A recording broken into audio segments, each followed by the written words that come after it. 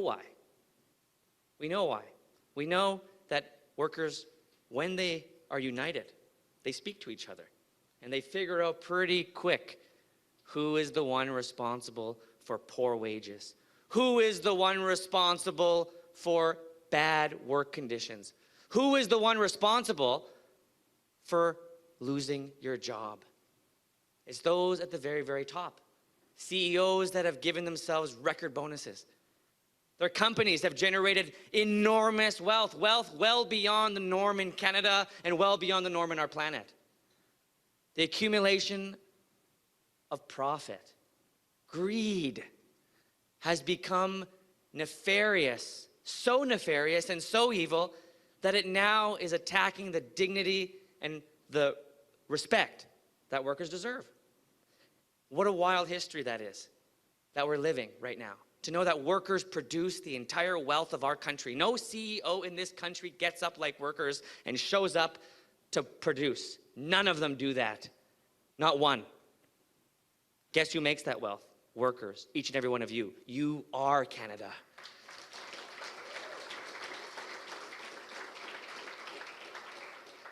And friends, there's a really incredible moment that's ahead of us right now. For those who are feeling hopeless, for those who are feeling that the message of a broken Canada is one that they're starting to believe, it's up to us to remind them that our country and this moment in time right now, we are all living and breathing, but that might not be the case for the next generation if we don't act now. It's up to us in this time, in this moment, to overcome the barriers that are facing workers, to unite workers right across the country, right here in Edmonton. And I want to tell a little story about Edmonton Griesbach. Everyone said it was impossible. Every single person I had met told me, Blake, you're a great guy. What a good smile you got, you know. You're funny, but you'll never win. You will never win in Alberta. Alberta is a conservative province. Alberta is the place where conservatives are grown, bred, and become prime ministers, but never New Democrats. So when we went door to door to door, we asked them, has any conservative ever come to your door and asked, how are you doing? What you're thinking about? How we can help? How you matter? How you're part of a community? How we care about you? They'd say no. Sure enough, I met a woman, I won't name her, but I went to her door. I remember her very distinctly. And she said, when I said, we're going to make sure that workers get dental care, she laughed. She said, that's impossible, Blake. I heard that story for decades. I heard someone tell that story before. It was the Liberals in the early 90s.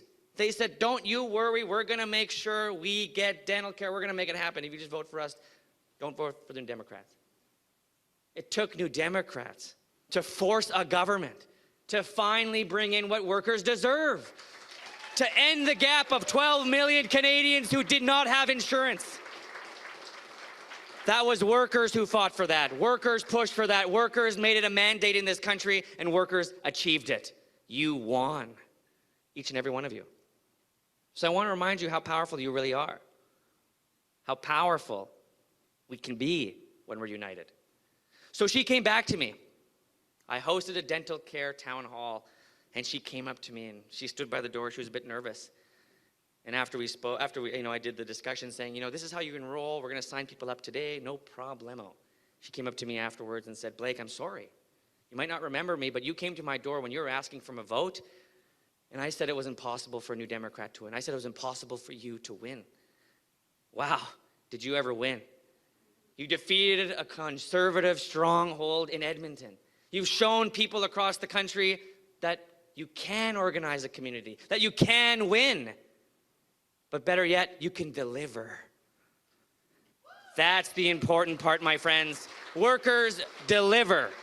They deliver food on the table for Canadians right across the country. They deliver the goods and services that people rely on. They deliver the education and the health care that every single Canadian relies on. And my friends, New Democrats delivered with your help and with your work, dental care for 12 million Canadians. But we still have a fight ahead of us, and we need your help to achieve it. We need to see a fully head-to-toe healthcare system right across this country, including pharmaceutical good, your drugs that you need, including glasses, including all head-to-toe services. That is the guarantee that workers deserve when they put their bodies on the line.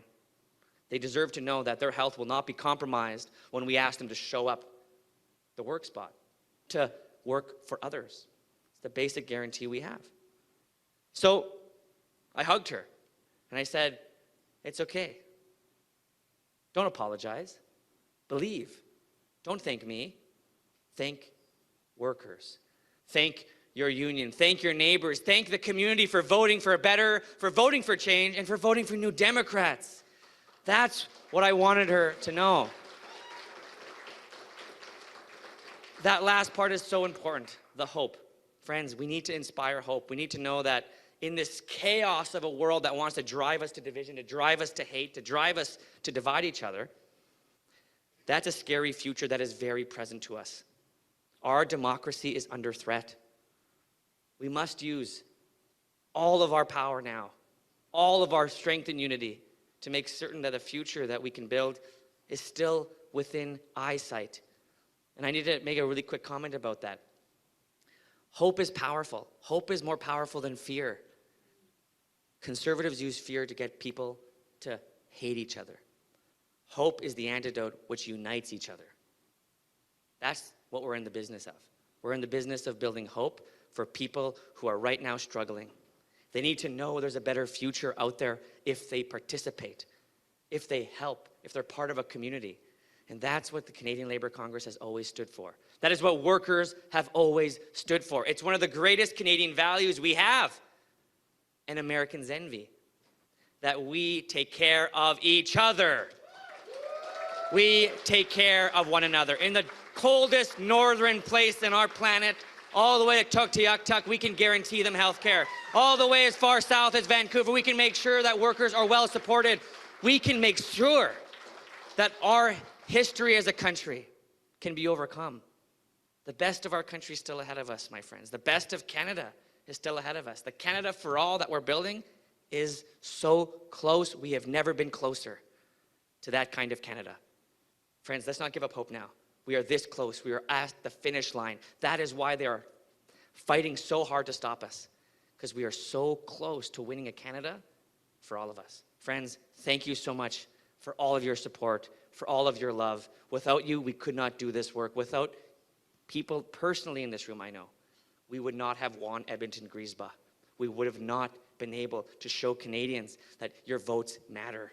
So to each and every one of you who've put your time and effort scrutineering, door knocking, calling, texting, or donating, you are making a difference. We don't accept money from bankers. We accept money from workers, whether it's $10, $5, or $20. It matters to us because that is a commitment that everyone makes to a better change. And I honor that change, and I honor that responsibility. It's a deep privilege of mine to represent this community, and we won't stop fighting until we win. Thank you so much, my friends. Kineniskam Tinawal. Much love. Thank you so much.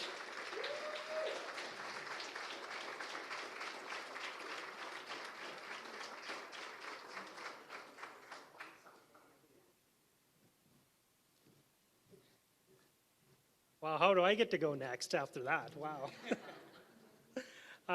So if you remember the bitter cold of yesterday, and if you were on the QP line, on the picket line yesterday, the person I'm going to introduce now actually needs no introduction as far as I'm concerned, but I will say this. Yesterday, him and I shared something very unique and interesting. In the bitter cold on the QP line, both Jagmeet Singh and I had icicles growing off of our beards. That's how cold it was. But anyways, and yes, the NDP leader, with a bold vision of what leadership looks like under a pro-worker government, focuses on how an NDP-led government would prioritize workers' rights, address the affordability crisis, and build a Canada that works for everyone, every single one of us. So, with no further ado, not my twin, Jagmeet Singh.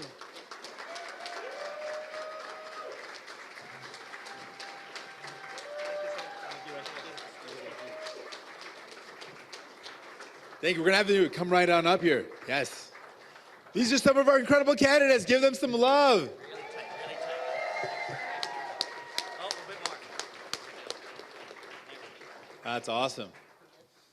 It's such an honor to be here. Thank you for the work you're doing. I know that the CLC is holding a number of these events across the country, organizing the leaders in our labor movement, talking about how we can get ready for the election. So I appreciate all of you. I want to thank, in general, the Canadian Labour Congress as the place, the house of labor, where all the workers that are fighting so hard for a good living come together. And thank you for the work you do, each and every one of you in your communities. You're working every day to support your workers, to keep them safe, to make sure they have good wages. So thank you for the work you do. Give yourselves a round of applause.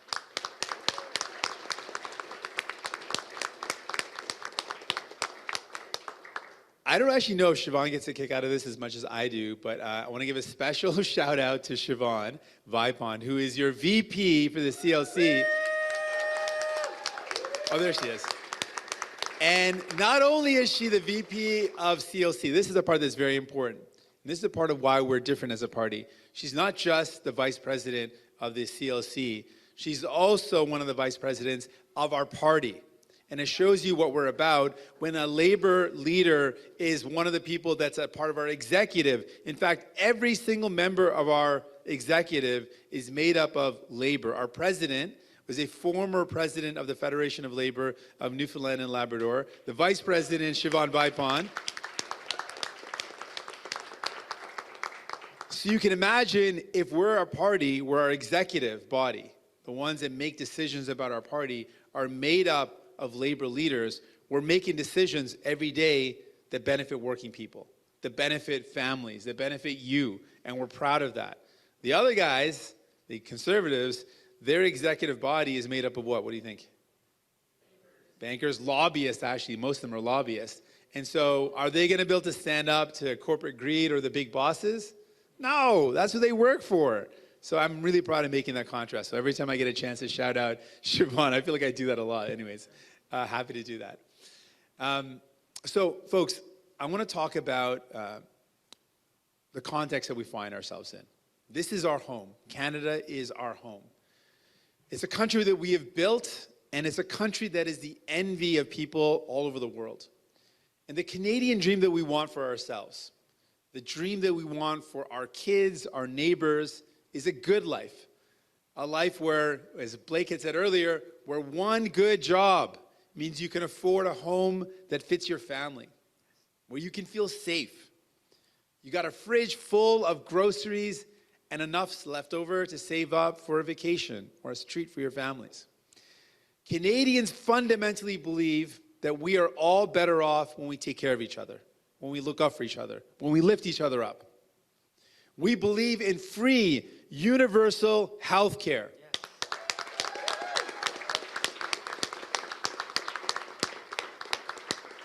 We believe in secure, solid pensions. And we believe in an economy that works for regular, everyday working families.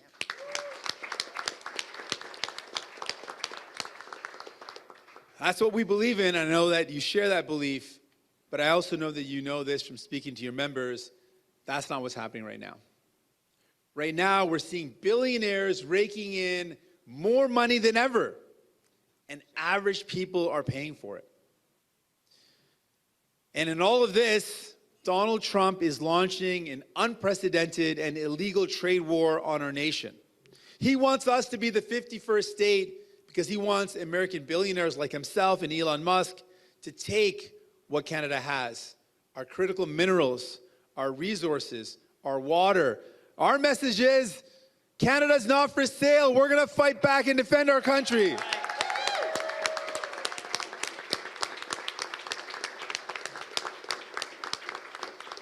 Now, what he's trying to do, he's trying to make life harder and more expensive for us, and he doesn't care if Americans feel the pain too. He listened to Pierre Poilievre, who said Canada is, and I quote, he said this very recently, quote, Canada is, quote, weak, poor, and defenseless, end quote. That's BS. I'm calling him out, and I'm calling Donald Trump out. Canada is strong. Canada is worth fighting for. And we're going to fight like hell for Canada. I feel like a lot of people know us as a polite country. They think of us as very polite. We're proud of that too. We're proud of being polite. But don't mistake our kindness for weakness.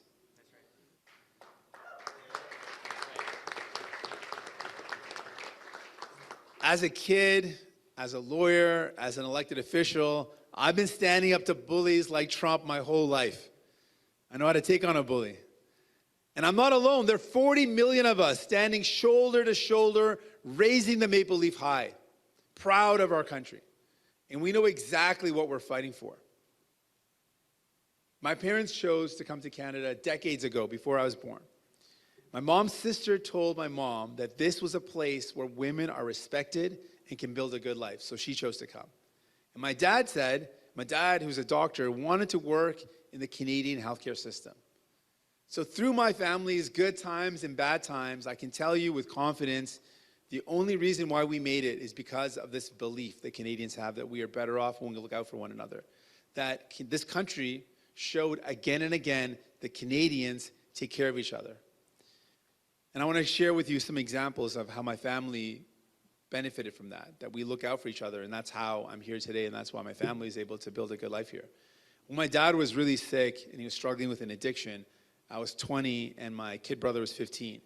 So I had to make a really tough decision to say, he's got to come live with me. And I remember my mom struggling with that decision because your baby boy is always your baby boy. And she had to admit that her baby boy wasn't safe at home, that my dad, who I admired and loved so much, was also someone who was struggling with an addiction and could be someone who's scary and violent. So the home wasn't safe, and I brought my kid brother to live with me. I'm going to university. I'm working 3 minimum wage jobs to pay the bills and keep him fed. And has anyone ever had to feed a teenager before? Teenagers are hungry, especially when they're kids, especially when they're boys. It was a tough time.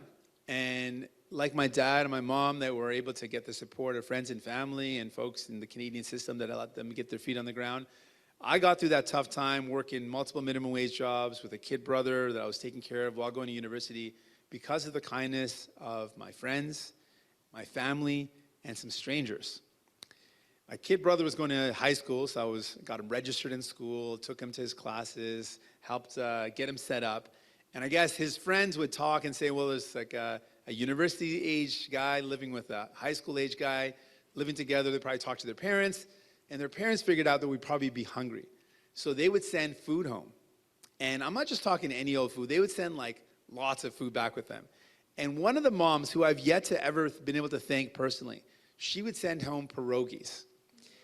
And like not just any old, she would fill up our freezer with frozen pierogies to the brim. And so then my brother would ask me sometimes, like, what's for dinner?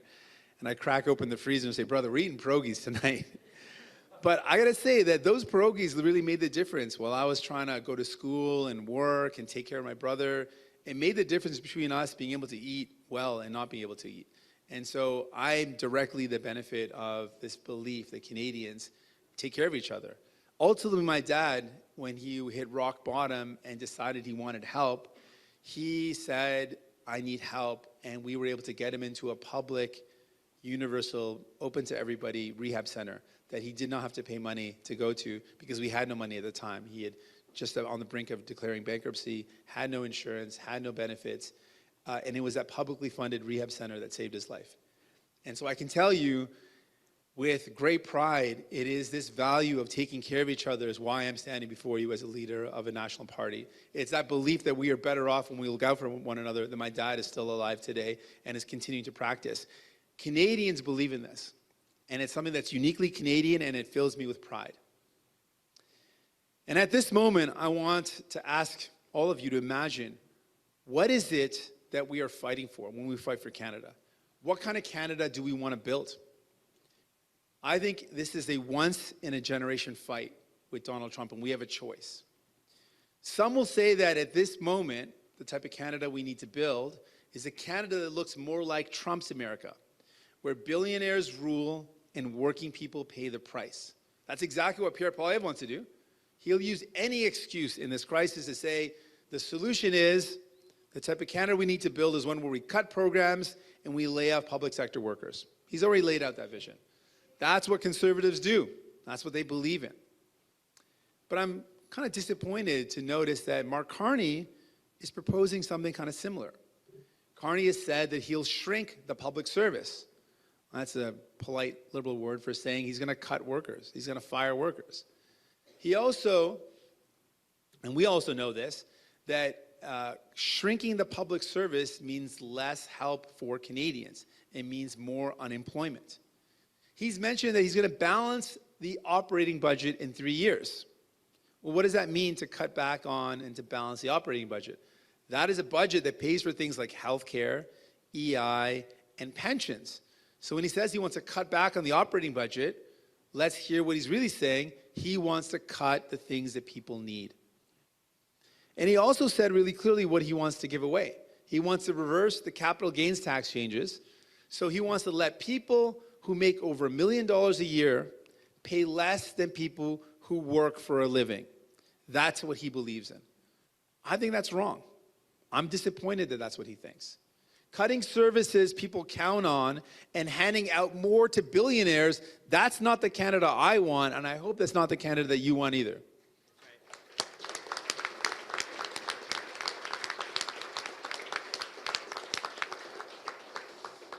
Instead, let's build a Canada that puts people first, that puts workers first. That's what I will do. That's what my team will do.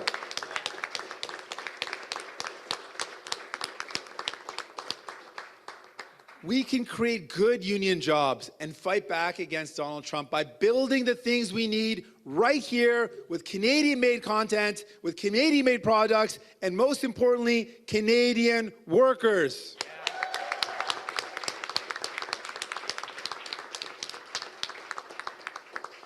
We know that people need homes, so we can build them with Canadian workers, Canadian steel, Canadian wood, Canadian content. Provinces need hospitals and clinics, and I know here in Alberta you need them really badly. So let's deliver. Let's build that infrastructure using Canadian content, using Canadian workers. Municipalities, they need new roads, public transit, bridges.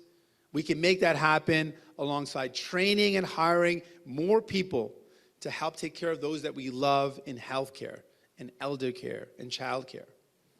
Millions of Canadians have stepped up for our country. We've seen them do this. And they're saying, we're not going to buy American, we're buying Canadian. They're boycotting American products and supporting Canadian-made products. So the government needs to do the same. My plan is to buy Canadian, build Canadian. To make sure government money, every single cent of it, goes towards buying Canadian products, supporting Canadian unionized workers.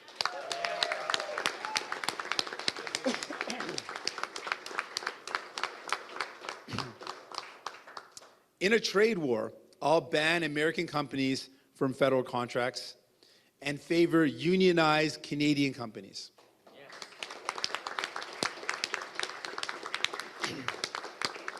And we also need to be prepared to fight fire with fire and hit back where it counts. That means retaliatory tariffs and cutting off the supply of some of the things the Americans need. You know, we know that Elon Musk, the billionaire buddy of Donald Trump, needs critical minerals for the batteries in his cars. So let's cut off the flow of critical minerals if they threaten our country. We'll cut off that flow.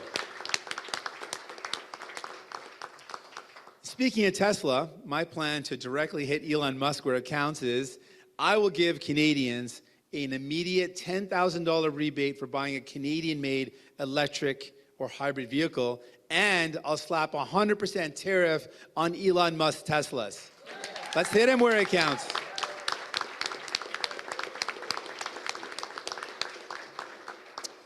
We will be a government focused on working people, fighting Donald Trump and fighting for you.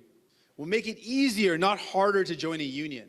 We will support and respect collective bargaining because we know that a union job is the best pathway to a fair workplace and a healthy paycheck.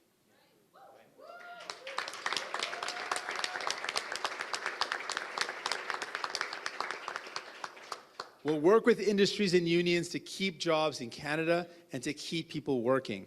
And we will change the EI rules so that people have more security.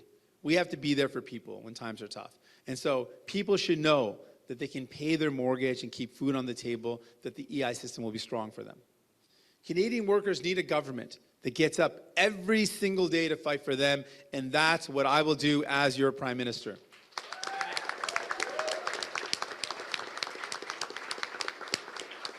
Now, you're going to hear this from the other guys. They're going to say, you're going to have to sacrifice. Because we've seen this. In every crisis, it's always the working people. It's always everyday families. It's always you that are asked to make the sacrifice.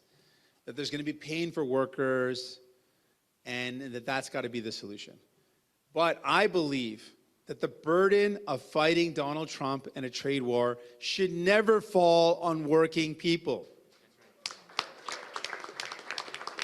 We cannot let the bosses and the powerful CEOs and billionaires profit from this crisis as they've done so many times. We've seen them do this to take even more from regular, everyday working people so they can line their pockets with more profits.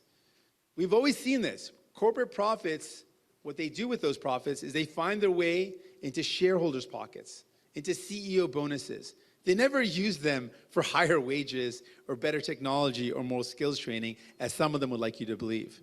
You cannot build a growing economy by giving those that already have the most an even bigger share. You build a growing economy, a good economy, by investing in those that do the work.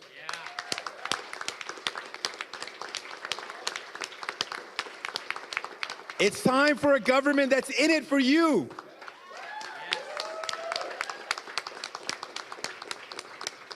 One of the very first things an NDP government will do is to give Canadians a break on their monthly bills and daily essentials. We don't need another tax cut for the billionaires, but working people, families, everyday folks need a break. So we're going to take the GST off of home heating, your internet, your cell phone bills, your grocery store meals, diapers, and car seats. You should have never paid tax on that in the first place. And I'm also going to announce a plan to cap the price of grocery essentials. Let's take corporate greed and those corporate grocery stores on directly and put a cap on the price of essential foods.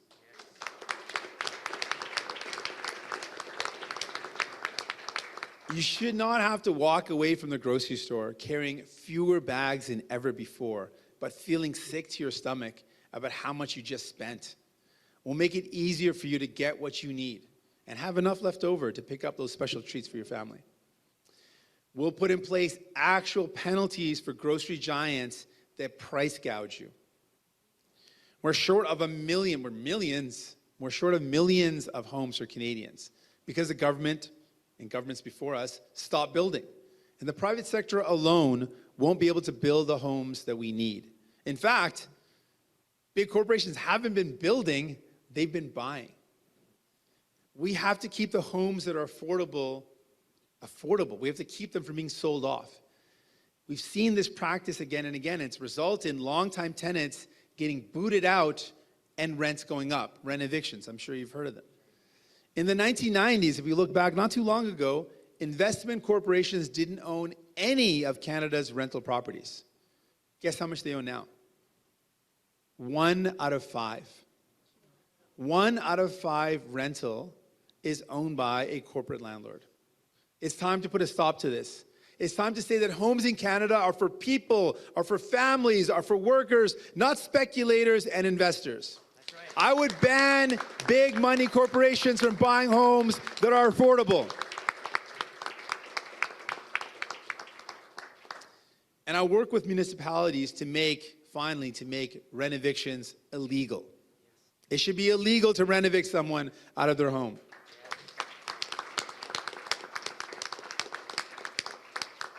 And you know I'm passionate about fixing and expanding healthcare. Understaffing, low pay, a lack of respect for workers in the care economy, all of that means there's simply too few healthcare workers, and the ones that are there are burning out. And that means long waits. That means people going without the care they need. And we've got conservative premiers like Daniel Smith who want to take advantage of a struggling healthcare system that they created. They created this struggling system to sell it off so that corporations can use sick Canadians as cash cows. American-style healthcare is not the answer. Not now, not ever.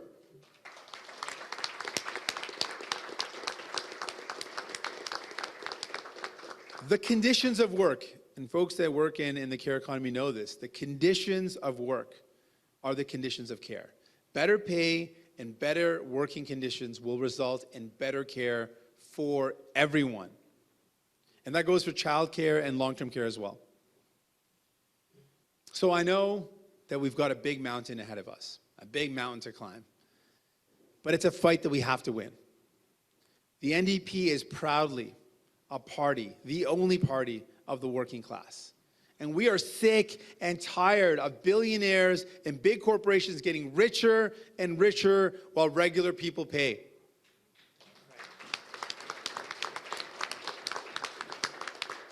And while the CLC is the house of labor, I want you to believe in your hearts the NDP is the home of labor.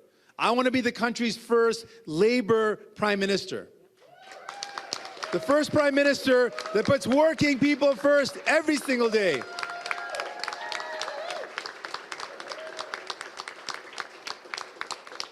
Now I know what you're going to say, and we're told this again and again, that the NDP cannot form government at the federal level. It's never happened in this country. But they told us we would never get dental care done for people, and we did it. 1.5 million people have gotten their teeth looked after when they told us it couldn't be done. They told us we could never get pharmacare passed. They said it's impossible. And we passed the law. Free birth control and diabetes medicine is on the way. And they told us that we would never get anti-scab legislation, that we couldn't get that done. We passed it, working with you, together. It is now the law of the land. It's always impossible until it isn't. It can't be done until someone does it. I have the words of Jack Layton carved on my heart. Don't let them tell you it can't be done. Say it with me. Don't let them tell you it can't be done. If we are together, nothing is impossible. If we stand together, we can win together. Thank you, my friends. Thank you so much. Appreciate you.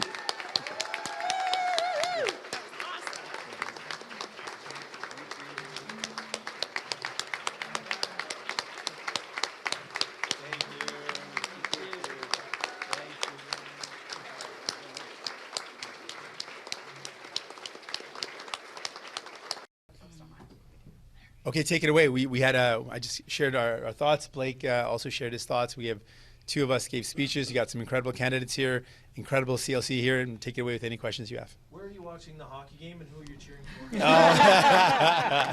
for? Well, who I'm cheering for is the easy part of the question. Canada, all the way. Actually, Heather let me borrow her jersey, which I still don't know how I fit into. And so I got a picture of that we're going to post out.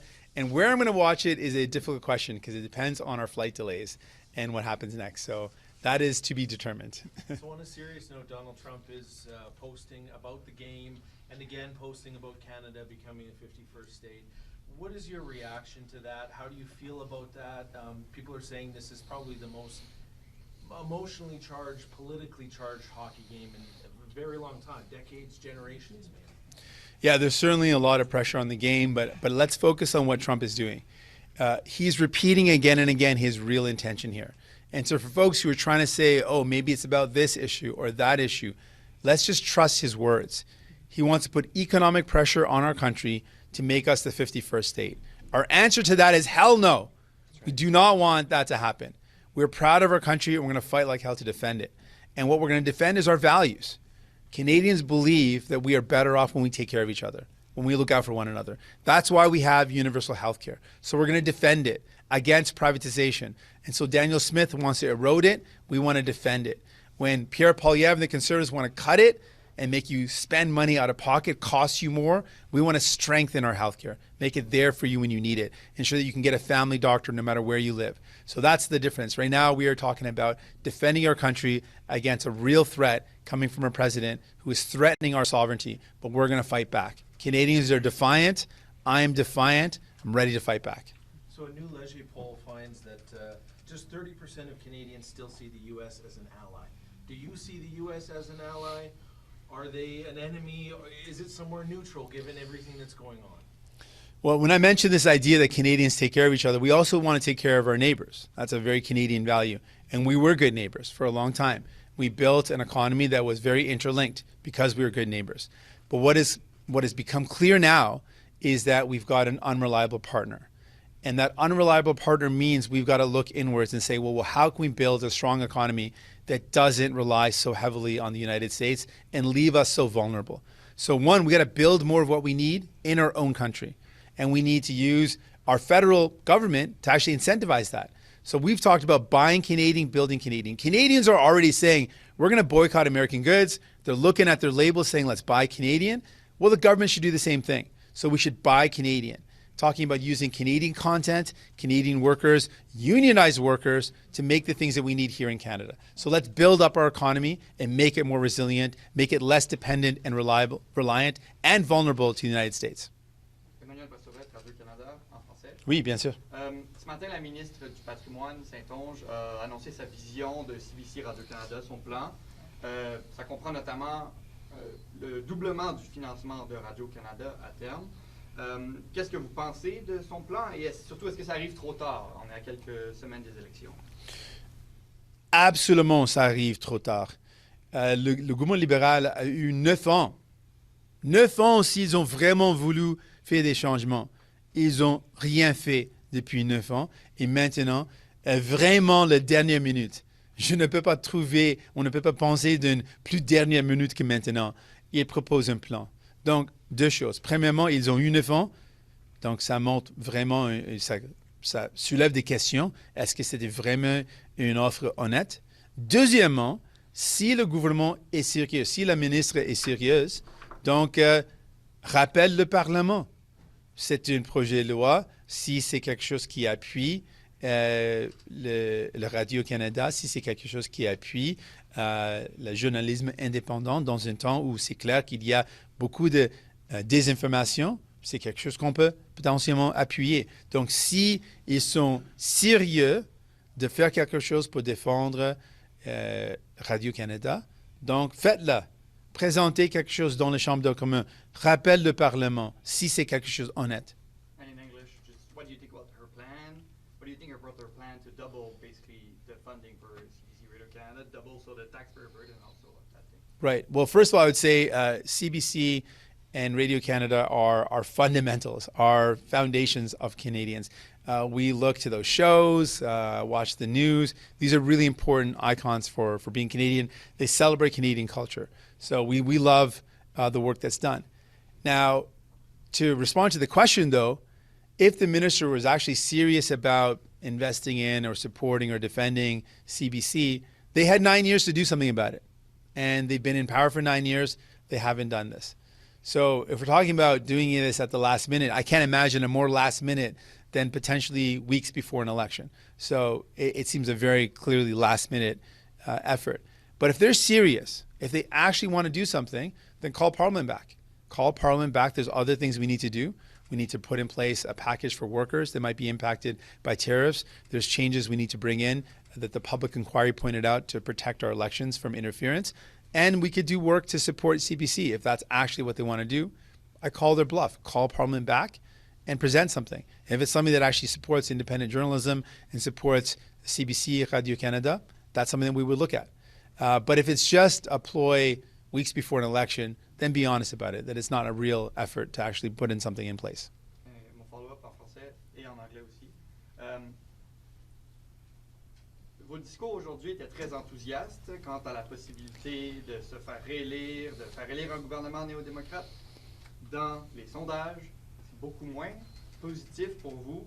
Le NPD est en perte de vitesse, le NPD provincial aussi est en perte de vitesse.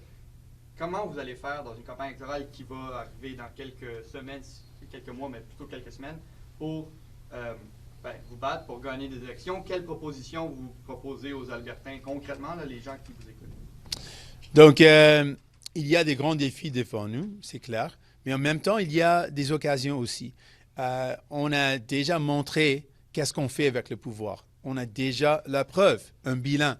Quand vous nous donnez une chance, on livre la marchandise pour monsieur, madame, tout le monde, avec les soins dentaires, avec l'assurance médicaments, avec les protections pour les travailleurs. Donc, on peut montrer on est là pour travailler pour vous et on livre les résultats.